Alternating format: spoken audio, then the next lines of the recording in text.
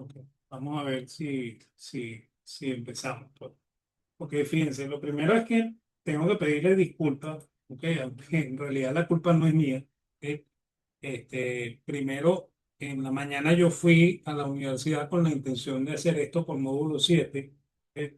Dado que la conexión en la universidad es mucho más estable que en mi casa. ¿Ok? Y hace un ratico también se me demostró que pasaba eso de la inestabilidad. Pero bueno, yo pude dar la clase de la mañanita, que es la clase que va de 9 a 12.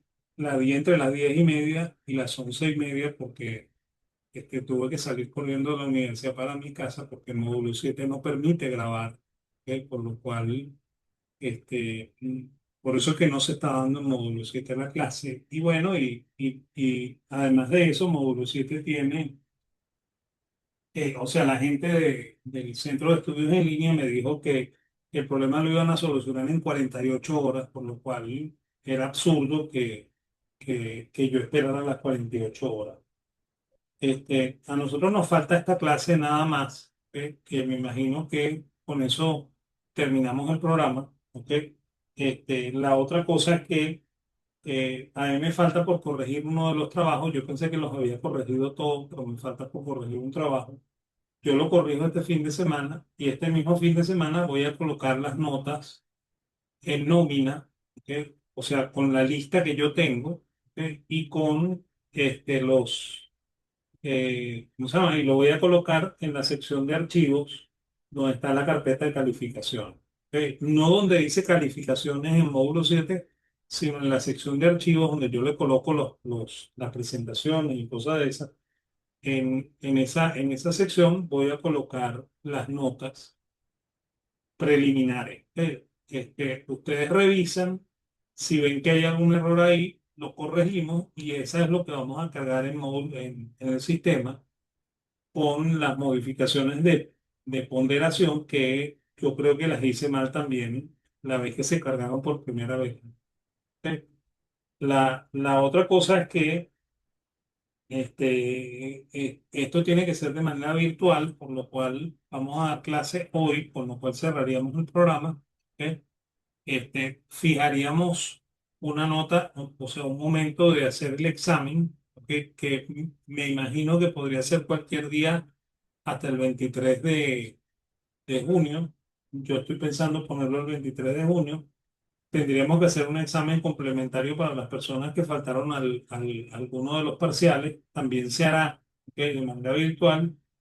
Y bueno, la reparación, esa la fija la escuela. Creo que ya la fijaron, creo que para el 30 o 31 de julio, ¿ok? De manera virtual también. Y bueno, eso serían las indicaciones, ¿no? Entonces, yo este fin de semana voy a cargar las notas, voy a revisar el trabajo que falta por corregir, coloco también esas notas y bueno, le damos esta semana de chance para que ustedes me digan en qué me pude haber equivocado, yo reviso y efectivamente hago los cambios y esas serían las notas que se cargarían. ¿Ok? Entonces, bueno, vamos a empezar la clase de manera de no interrumpir mucho esto. ¿Ok? Este, de nuevo agradezco que hayan entrado, ¿ok? Yo tuve problemas con la luz, ¿ok? Creo que Ailí por ahí debe ratificar que tuvimos problemas con la luz aquí en la zona, ¿ok? Y yo di la clase de mercados que tocaba darla a las 6, perdón, hasta las 6, la di hasta las 7:30 y por eso es que estoy convocando en este momento, ¿ok? Después que salí de eso eh, y, este, y cargué las grabaciones en el canal de YouTube, ¿no? Igual voy a hacer lo mismo con esta clase. ¿Ok? Entonces, y voy a poner algunas indicaciones adicionales en módulo 7. ¿Ok? Entonces vamos a arrancar de una vez. ¿Ok? A nosotros nos falta ver el siglo XX y lo poquito que fue ruido del siglo XXI. ¿Ok? O sea, de manera política, los presidentes de este siglo XX son el general Juan Vicente Gómez, que mandó hasta el 35, el general Eleazar López Contreras, que mandó entre 36 y 41, el general Isaías Medina, que mandó entre 45, en 41 y 45, a Medina lo tumbaron y ahí se montó una junta de gobierno que presidió Rómulo Betancourt, que duró entre el 45 y el 47, y luego gobernó por un año nada más Rómulo Gallegos porque lo tumbaron. ¿Ok? Y bueno, de ahí se montó una junta de gobierno hasta el año 53, que en realidad quien gobernaba ahí este, por detrás era Marco Pérez Jiménez, y Marco Pérez Jiménez este, asumió el poder definitivamente en el año 53 y duró hasta el 58. ¿No? En realidad él mandó desde el 48 hasta el 58, pero eso es lo que aparece en la mayor parte de los libros porque se dice que fue una junta la que estaba gobernando. A Pérez Jiménez lo tumban, se monta una junta de gobierno en el año 58. Esa junta de gobierno llama a elecciones y luego de eso gana por primera vez, por segunda vez Rómulo Betancourt. Bueno, no gana, gana por primera vez, pero gobierna por segunda Rómulo Betancourt, ¿ok? Entre 58 y 63. Luego viene el doctor Raúl Leoni, ¿ok? Entre el 63 y el 68. Luego gobierna Rafael Caldera en su primer mandato entre el 69, el 68 y 73. ¿Ok? Luego Carlos Andrés Pérez en su primer gobierno desde el 73 al 78. Después viene el gobierno de Luis Herrera Campins, ¿ok? 78-83. Luego el gobierno de Jaime Lucinchi, ¿ok? Entre, entre 83 y 88. Luego Carlos Andrés Pérez, el segundo gobierno, 1988 hasta 1993. A Pérez le impiden terminar el gobierno. A él lo sacan en mayo del 83, perdón, del 93, y ponen como, o sea, se nombran varios presidentes interinos. El último que queda es Ramón J. Velázquez, que va a gobernar hasta que las elecciones las gane Caldera en su segundo periodo. Y bueno, Caldera va a mandar del 93 al 98 y luego va a ganar Hugo Rafael Chávez. ¿Ok? Yo no me voy a ir muy adelante, porque más o menos voy a llegar hasta ahí eh, en la descripción del tiempo histórico. ¿No? Eh, eh, Nosotros habíamos hablado ya del general Juan Vicente Gómez, y hablamos un poco de la creación del Banco Central en el año 1940. ¿Ok? Ese Banco Central se crea como una compañía anónima mixta. ¿Ok? O sea que eh, el gobierno era dueño solamente del 30% del Banco Central y el otro 30% los dueños eran los bancos. ¿Ok? Y el 40% se le vendió al público porque la gente quería ser accionista del Banco Central. ¿Ok? Entonces, el banco solamente era dominado por el gobierno en un 30%. ¿Ok? Y cuando se crea el Banco Central ya existía un control de cambio, que fue el primer control de cambios de Venezuela, que se estableció en el 39. Ese número está mal ahí, ¿ok? Se estableció en el 39 y duró hasta el año 47. Quien quita el control de cambio es Rómulo Betancourt en el año 1947. ¿Ok? Eso lo voy a corregir en la lámina y lo voy a colocar ahí en- entre las láminas de presentaciones. ¿Ok? Lo que sí podemos decir es que los gobiernos de López y Medina fueron gobiernos muy interventores en materia económica. Fueron gobiernos en los cuales el gobierno ejerció un control absoluto de la economía. O sea, se distanciaron mucho del gobierno de Gómez, que era más abierto al capital. Y en el año 44 Venezuela participa de los acuerdos de Bretton Woods, que es con lo que se funda el Fondo Monetario Internacional y el Banco Mundial. Venezuela es firmante del acuerdo original del fondo. ¿Ok? Y yo aquí tengo que comentar una cosa. Cuando los países firman el acuerdo del fondo, el primer artículo de ese acuerdo dice que el país firmante de este acuerdo cede su soberanía financiera al Fondo Monetario Internacional, lo cual es pura retórica lo que dicen los políticos de que ellos jamás van a ceder la soberanía ante el Fondo Monetario, porque la misma firma del acuerdo te hace, te obliga a ceder la soberanía en materia financiera y monetaria al Fondo Monetario Internacional. ¿Ok? En el 45 se establece definitivamente la paridad de 3,35. ¿Ok? Esa es la que se enuncia al Fondo Monetario y bueno, y esa va a ser estable hasta el año de 1960 en lo que yo llamo una caja de conversión no declarada, ¿no? O sea, el Banco Central que se crea en el 40 funciona como si fuera una caja de conversión, demostrando que las cajas de conversión funcionan. ¿Ok? No, no son lo mejor que hay, pero funcionan.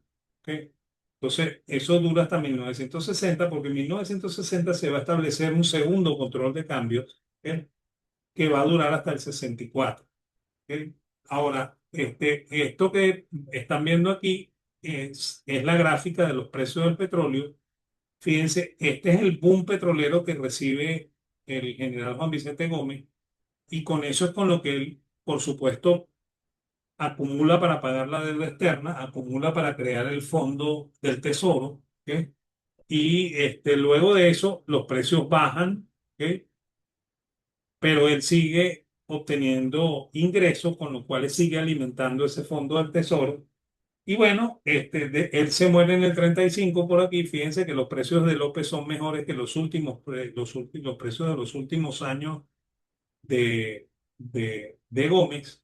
Sin embargo, López acaba con el fondo del tesoro y Medina también. ¿Ok? Y luego, este es el periodo de los adecos, o sea, el trienio adeco, el periodo de la Junta que tumbó a Medina. Y esta es la época de Pérez Jiménez. ¿Ok? Luego, esta es la época de la democracia. ¿Ok? Y esto la subida de precios que comienza en 1970 en el gobierno de Caldera. ¿Ok? O sea que es falso lo que se dice por ahí de que los precios suben por la guerra del Yom Kippur. La guerra del Yom Kippur es en el 73. ¿Ok? Fíjense que los precios están subiendo desde el 70, no desde el 73. ¿Ok? Y bueno, y fíjense, aquí suben más en el 73 por la guerra de Yom Kippur, pero no es, la subida no comenzó en el Yom Kippur, ¿no? ¿Ok? Luego los precios alcanzan un pico en el año 82, ¿ok? Perdón, en el año 80, ¿ok? Y después empiezan a declinar, ¿no? Y este es el periodo que corresponde a los presidentes Luis Herrera Campins, eh, este, eh, Lucinchi y Carlos Andrés Pérez II. Fíjense que el gobierno de Carlos Andrés Pérez II comienza por aquí y él vuelve a tener un repunte petrolero, ¿ok? Que se viene abajo en el gobierno de Caldera. Y a Caldera es el que le tocan esos precios bajos del petróleo de $10 el barril, que no es lo que decía Chávez, porque el gobierno de Chávez comienza por aquí cuando el petróleo está comenzando a subir de nuevo. ¿Ok? Entonces, ahí tienen una visión de lo que está pasando con los precios del petróleo. ¿Qué pasa con los gobiernos que corren desde el 40 hasta el 73? ¿No? Primero fueron gobiernos en los que hubo mucho crecimiento económico. El PIB creció en esa época más o menos un 7% interanual. Esa es la época del gran crecimiento de Venezuela antes del gobierno de Carlos Andrés Pérez I. No había desequilibrio fiscal, por el contrario, el gobierno era muy pequeño, ¿ok? Y había un equilibrio fiscal, no había inflación porque el Banco Central no hacía política monetaria y en 1960 hubo una crisis bancaria y una crisis monetaria y eso llevó al gobierno de Betancourt a devaluar la moneda a 4,50 y se estableció un control de cambios que corre entre 1960 y 1964. ¿Ok? Luego, en el 72, en el gobierno de Caldera, Caldera ajusta la tasa de cambio a 4,40 y luego a 4,30, ¿no? Y ahí es que comienza el famoso periodo del 4,30 que corre desde 1973, ¿ok? Hasta 1983, ¿no? Sin embargo, el tipo de cambio debería haber sido 2,62, no 4,30, ¿ok? Pero ellos lo pusieron en 4,30, por lo cual esto no es tampoco una revaluación, esto es una devaluación, ¿ok? Y en todo ese periodo que corre entre 1940 y, perdón, y 1900 y, perdón, 1940 y 1973 se forman muchas empresas. ¿Ok? Es la época en la cual hay un gran crecimiento industrial en Venezuela. ¿Ok? Pero ese crecimiento se va a venir abajo lentamente. ¿Ok? Fíjense, esto es el crecimiento del PIB. Fíjense cómo creció hasta mediados de los 70. ¿Ok? A partir de allí, el crecimiento se detuvo y empezó a oscilar. ¿Ok? De manera bien, mm, mm, bien, bien volátil, ¿ok? Hasta el año 2010. Yo les dije que yo no iba a dar mucho del siglo XXI. Aquí tienen el comportamiento del PIB. Fíjense cómo crecía entre el 57, que son los datos que yo tengo disponibles, hasta más o menos los 70, y después no crece de la misma manera. ¿Ok? Este, cuáles son los cambios que provocan ese comportamiento? ¿Ok? Los cambios fueron el gobierno de Carlos Andrés Pérez I. ¿Ok? En ese gobierno se estatiza el Banco Central, o sea, se convierte en un banco exclusivamente del gobierno. ¿Ok? Se aprueba una ley de inversiones extranjeras y se nacionaliza el hierro y el petróleo. ¿Ok? El hierro se nacionaliza en el 76, el petróleo perdón, el hierro en el 75, el petróleo en el 76, y eso cambió toda la realidad venezolana. ¿Ok? El gobierno empezó a crecer de una manera desproporcionada. ¿Ok? Y, y el PIB, aunque creció, ¿ok? Creció solamente en consumo porque la producción se estancó. ¿Ok? Y no hubo mayor crecimiento industrial. ¿Ok? Es más, de hecho, fíjense lo que ocurrió con respecto al petróleo, ¿no? Si, por ejemplo, yo hago un corte en el año 47, ¿ok?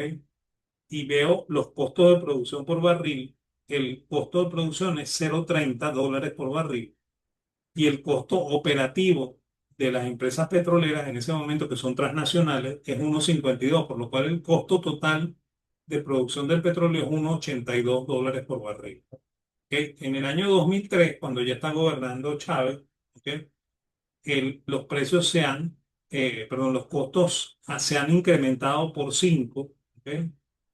Fíjense que el costo de producción pasó a ser 2 dólares por barril, y el costo operativo de producción es 1,79. O sea que se hizo mucho más ineficiente la producción de petróleo cuando estaba PDVSA que cuando estaban las transnacionales, ¿no? ¿Ok? Y de hecho, técnicamente se duplicó el costo total de producción, se pasó de 1,82 a 3,85. ¿Ok?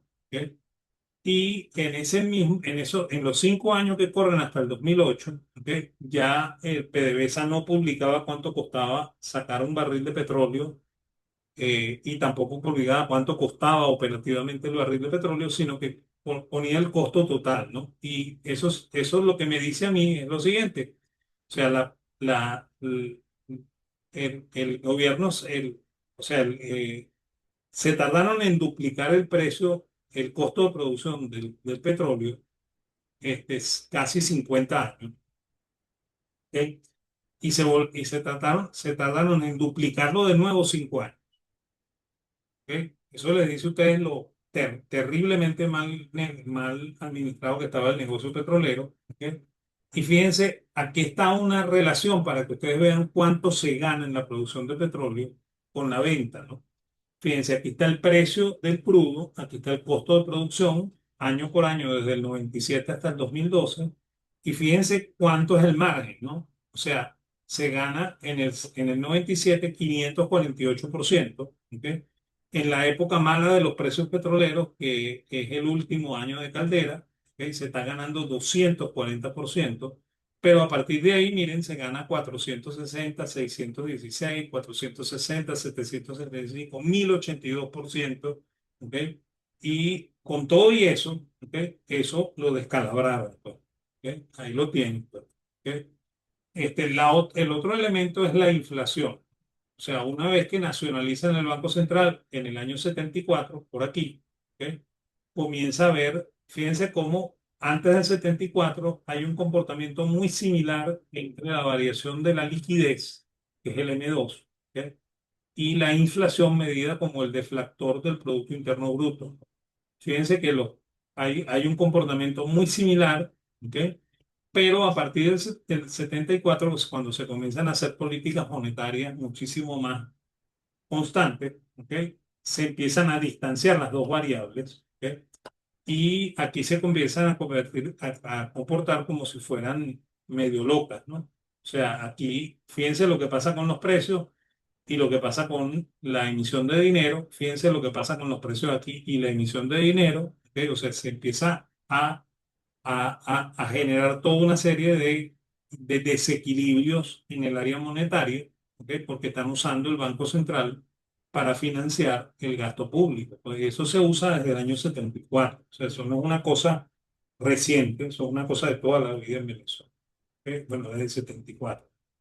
La otra cosa que me dice a mí el negocio petrolero está muy mal administrado es que fíjense, cuando nace PDVSA en el 76, ¿ok? Lo primero que ellos hacen es reducir la producción de petróleo, ¿ok? Aquí repunta un poquito, pero la vuelven a reducir, ¿ok? Y al mismo tiempo suben la nómina, ¿ok? Este es el número de trabajadores de PDVSA, lo cual me habla a mí de de la utilización de mano de obra innecesaria en la producción de petróleo, porque si usted con las transnacionales tenía 22.000 empleados, ¿ok? ¿Para qué necesita 40.000 empleados cuando usted está produciendo casi la mitad de lo que producían con las transnacionales? ¿Ok? Luego la producción petrolera sube, ¿ok? Y entre otras sube porque en el gobierno de Caldera, que se hace aquí, ¿ok? ¿Cómo se llama? Se abren los campos marginales y se le entregan campos de nuevo a las transnacionales, por lo cual la única manera de hacer crecer la producción en Venezuela era haciendo que las transnacionales volvieran a la producción petrolera venezolana. Luego Chávez se pone intenso contra las petroleras y eso es lo que tumba la producción petrolera de nuevo, ¿ok? Y fíjense que en el gobierno de Chávez ocurre algo muy parecido que en el gobierno de Carlos Andrés Pérez, que es que se cae la producción, ¿ok? Y ojo que aquí no está la producción del año 2025, 2024, ¿ok? que son mucho menos de 1 millón de barriles diarios, ¿ok?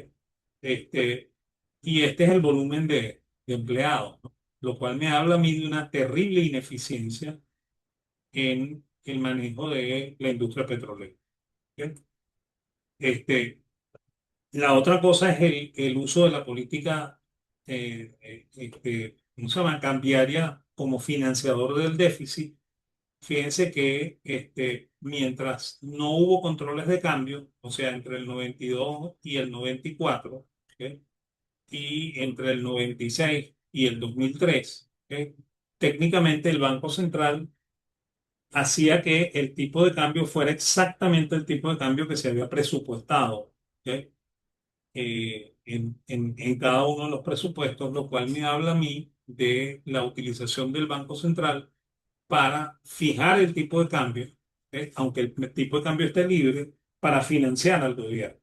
¿Ok? O sea, es una política que ejecutó el Estado desde el año 74 con el único objetivo de satisfacer los deseos del gobierno, ¿ok? Y terminar perjudicando a toda la población. ¿Ok? Fíjense, esto es lo que ocurre cuando se hace el tercer control de cambio, que es el control de cambio que establece Luis Herrera en el año de 1983 y que elimina a Carlos Andrés Pérez en el año 1989, ¿no? Fíjense que las reservas se estaban cayendo y ellos montan el control de cambio aquí, ¿ok? Y una de las cosas que pasa cuando montan un control de cambio es que inicialmente las reservas suben, ¿ok? Y luego, durante la ejecución del control, las reservas comienzan a caer. ¿Ok? Y fíjense cómo efectivamente se cayeron y ellos suspenden el control de cambios aquí. ¿Ok? Cuando las reservas son mucho menores que cuando montaron el control de cambios. Y sin embargo, la tendencia normal es a que las reservas suban cuando el control de cambios no existe. ¿Ok? O sea, eso es lo que normalmente pasa. ¿Ok? Fíjense que esto es lo que pasa con el precio. ¿Ok? O sea, este es el precio que alcanzó el dólar en el mercado negro, ¿ok? En ese control de cambios del 89 y cuando quitan el control de cambios, miren cómo se cae el precio del dólar, ¿ok? Y luego comienza a subir de nuevo, ¿no? Y comienza a subir porque están haciendo política monetaria para financiar al gobierno, ¿ok? Esa es la razón por la cual sube el tipo de cambio, ¿ok? Ahora, en el 94 y hasta el 96 se montó un cuarto control de cambios, ¿ok? Que lo monta Caldera, ¿ok? O sea, durante la crisis financiera. ¿Ok? Fíjense que las reservas venían cayendo. ¿Ok? El Caldera monta el control de cambios aquí en junio del año 94, ¿ok? Y quita el control de cambios en marzo del 96. Fíjense que el mismo comportamiento que vimos en el anterior, pero mucho más corto, porque el control no dura, como en el caso anterior, 6 años, sino que dura menos de 2 años, ¿no? Lo que pasa inicialmente es que inicialmente las reservas se recuperan, pero inmediatamente las reservas vuelven a caer. ¿Ok? Y de hecho, ellos quitan el control aquí. Y fíjense cuánto creció la reserva con libertad cambiaria. ¿Ok? Miren lo que pasó con el precio, ¿no? Ellos suspenden el control de cambio aquí, ¿ok? Y el precio del dólar se cae apoteósicamente, ¿ok? Desde 498 hasta 465, ¿ok? Y después de eso, fíjense que la subida de precios no es exactamente igual que en el gobierno eh, de, de Carlos Andrés Pérez. ¿Por qué? Porque la política que está aplicando Teodoro Pekov junto con Rafael Caldera es un poco más sensata. ¿Ok? Y esa es la razón por la cual yo siempre digo que el gobierno de Caldera fue un buen gobierno, el segundo gobierno de Caldera. Sin embargo, bueno, Caldera tiene toda la mala suerte del mundo porque además le tocaron precios petroleros muy malos. Él, para satisfacer los deseos de los venezolanos, le dio la libertad a los golpistas, ¿ok? Y todo el mundo lo acusa a él porque ganó Chávez, ¿ok? Cuando los que votaron por Chávez no fue Caldera, sino que fueron los venezolanos, ¿no? Entonces uno no le puede echar la culpa al doctor Caldera de esas cosas, ¿ok? Y aquí lo están viendo, pues, ¿ok? O sea, están viéndolo en el tipo de cambio, ¿no? ¿Ok? De hecho, en materia cambiaria hubo 5 controles de cambio entre el 38 y el 47. Aquí también tengo que hacer esa corrección, ¿ok? Que fue el primero, entre el 60 y el 64, que es el segundo, entre el 83 y el 89, que es el tercero, entre 94 y 96, que es el cuarto, y el quinto control se monta en el año 2003 y no se ha quitado todavía. ¿Ok? O sea, nosotros seguimos en control de cambio. ¿Ok? Y de hecho, miren, yo quiero que ustedes vean esto. Fíjense que el control de cambio se establece no cuando las reservas se están cayendo, ¿ok? Sino cuando las reservas están más o menos estables, ¿no? ¿Ok? Por lo cual el control de cambios del año 2003 no hacía falta. ¿Ok? Inicialmente suben las reservas, pero no se caen, ¿no? ¿Ok? Y eso fue una cosa que a mí siempre me intrigó, ¿ok? Y entonces yo hice un ejercicio para probar a ver por qué es que las reservas no se caían en este control de cambio. Y resulta que si yo le quito el oro a las reservas, ¿ok? Este es el comportamiento que es exactamente igual a los comportamientos anteriores, ¿no? Recuperación inicial y luego caída. ¿Ok? Este, ¿por qué quitándole el oro si se ve esto? Bueno, porque hay una cosa que ustedes van a aprender en el camino, en la carrera, que es que la contabilidad nunca se hace a precio de mercado, se hace a costo. ¿Ok? Y resulta que las reservas de oro las estaban contabilizando a precio de mercado. ¿Ok? Y entonces eso es lo que hace. que se vea como que las reservas no se caen. ¿Ok? Eso es una mala política contable, por lo cual eso quiere decir que las reservas están muy mal medidas en Venezuela desde el gobierno de Chávez. ¿Ok? Y bueno, esto es una comparación entre el gasto público y el crecimiento del PIB. El gasto público está en azul. Fíjense que Venezuela gasta más del 25, casi 25% del PIB hasta el año 2016. ¿Ok? Sin embargo, apenas crece, ¿ok? Entre 1950 y 1968, que es la época del gran crecimiento, está creciendo al 7%. Entre el 68 y el 73 crece 3,3%. Y fíjense que se gasta mucho más, que se llega a casi 25% del PIB, pero se está creciendo la mitad de lo que se crece, de lo que se crecía entre el 50 y el 68, ¿no? Y eso lo que me dice a mí, es que el tamaño recrecido del gobierno, está impidiendo que el producto crezca en Venezuela. Y eso es lo que probablemente vamos a sacar como conclusión en la clase de hoy. ¿Ok?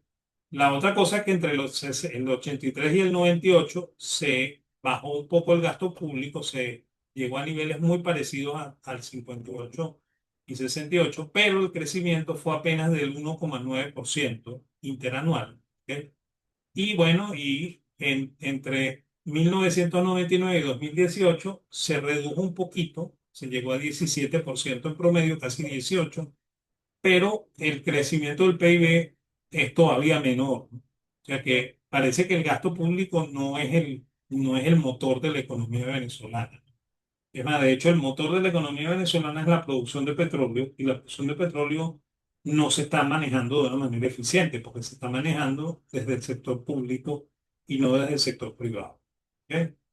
Eso hay que tenerlo bien claro. Y fíjense, esto es el PIB, ¿ok? Llevando hasta cifras del 2016, ¿no? Miren el desempeño, ¿no? O sea, primero estancado, después se dispara entre 2003 y 2008, ¿ok? Y luego entre el 2014 en adelante el Producto Interno Bruto se cae de una manera impresionante, se cae casi 60%, ¿ok? Y eso es lo que estamos viviendo en el día de hoy. ¿Ok? ¿Cuáles son las características del desempeño? Fíjense, para el 73 había un poco más de 7.000 establecimientos fabriles, o sea, 7.000 fábricas, que alcanzaron en el año 79 a un nivel cercano a los 10.000 empresas, ¿ok? Y se mantuvieron así hasta el año 96, ¿ok? Cuando lograron superar las 12.000 empresas, ¿ok? Pero ya para el año 1997 se cayó de nuevo a 10.000 empresas. ¿Ok? Y el crecimiento económico se estancó entre el año 79 y el año 89. ¿Ok? El gobierno intentó frenar la fuga de capitales imponiendo siempre controles de cambio. ¿Ok? Esos controles de cambio siempre producen un desvío de la actividad productiva hacia la especulación. La gente deja de producir y se mete en el negocio de comprar dólares baratos, y venderlos caros. ¿Ok? Y eso es lo que perjudica la producción en Venezuela. Por eso es que tener un control de cambios es quizá lo peor que puede haber. ¿Ok? Y esa es la razón por la cual lo que tienen que hacer hace tiempo en este país es quitar el control de cambios. ¿Ok? Por lo que al final el control siempre provoca una recuperación inicial de las reservas para que después caigan a niveles menores a los que tenía las reservas cuando se inició el control de cambio. Y cuando se suspenden los controles, siempre las reservas crecen y el tipo de cambio baja. ¿Ok? En el año 89 se inició un plan de ajustes con préstamos del Banco Mundial y del Fondo Monetario Internacional. En el 91 se suspendió ese plan de ajustes. O sea que el mismo Carlos Andrés Pérez, antes que lo sacaran y antes que le dieran los golpes, ¿ok? Ya él había suspendido el plan de ajustes. ¿Ok? Entre 94 y 96 ocurrió una crisis financiera, ¿ok? Que hizo que se perdiera un cuarto del sistema financiero venezolano, y en el 96 comenzó un nuevo plan de ajuste que alcanzó a tener un éxito relativo porque el país soportó la caída de precios petroleros que se vivieron entre el 97 y el 99 y siguió creciendo con poca inflación hasta el año 2000. En el 96 se realizó una apertura petrolera y volvieron las transnacionales, ¿no? Y eso es lo que hace que se repunte la producción en Venezuela. ¿Ok? Pero las políticas que el gobierno de Chávez implementó desde el año 2003 terminaron por acabar con el poco desarrollo industrial que hubo en Venezuela. En el 2003 se estableció un control de cambio y controles de precios. En el 2004 se comenzaron las expropiaciones de las transnacionales petroleras. En el 2005 se comenzaron expropiaciones a empresas, tierras, y se realizaron varias leyes que involucraban la persecución y el acoso empresarial, por lo que entre el 2017 y el 2022 el PIB cayó un poco más del 60% y la inflación alcanzó a niveles extraordinarios, desde el año 2019 y hoy es mucho más elevada que lo que fue entre el 2000 y el 2017. Acuérdense que entre 2017 y el 20, que es la época de la hiperinflación, hoy en día tenemos niveles de inflación más bajos que la época de la hiperinflación, pero siguen siendo muy altos, ¿no? Muchísimo más altos que lo que ocurrieron entre el 2005 y el 2017. ¿Ok? Entonces, bueno, eso es la clase, ¿ok? Y eso es la clase final de nuestro programa, ¿ok? Como les comenté, yo voy a poner unas indicaciones adicionales en módulo 7. Les voy a cargar esta clase, les voy a cargar las clases que normalmente yo coloco siempre en módulo 7 además de esto, ¿ok? Y bueno, como les dije, los exámenes se van a hacer de manera virtual. ¿Ok? Ya yo les voy a avisar exactamente los días en los que lo vamos a hacer. ¿Ok? Y bueno, y queda esta semana para hacer las revisiones de notas para cargarlas en el sistema. ¿Ok? Y déjenme ver que porque parece que tengo una pregunta por aquí en el chat. ¿Ok? ¿Cuándo es el examen? Bueno, dije que tendríamos que hacerlo antes del 23, ¿no? Yo estoy pensando en hacerlo el 23, ¿ok? Y dejar el día 24, que es el día feriado, para hacer los complementarios, ¿ok? Eso es lo que estoy pensando hacer, ¿ok? Entonces, si cambio de opinión o cosas por el estilo, yo se los voy a informar por módulo 7, ¿ok? Pero el examen se haría a la hora que tocaría el día 23. El 23 es jueves, ¿ok? No es viernes, ¿ok? Pero como este, bueno, me puedes mandar un correo, ¿no? ¿Ok? Sofía, el correo mío es delahud@ucap.edu.es, ¿ok? Ese es mi correo. Por ahí puedes enviar cualquier pregunta que tengas, ¿ok? Yo igual eso lo voy a poner ahorita también en módulo, ¿sí? ¿Ok? Entonces, bueno, yo en un rato grabo, pues pongo la grabación de esto y pongo las indicaciones, ¿ok? Por ahora el examen debería ser el 23 y debería ser el complementario el día 24. Acuérdense que el 24 es feriado, ¿ok? Por eso voy a hacer el examen el día 23, ¿ok? Aproximadamente a la misma hora de clase, 1 de la tarde, ¿ok?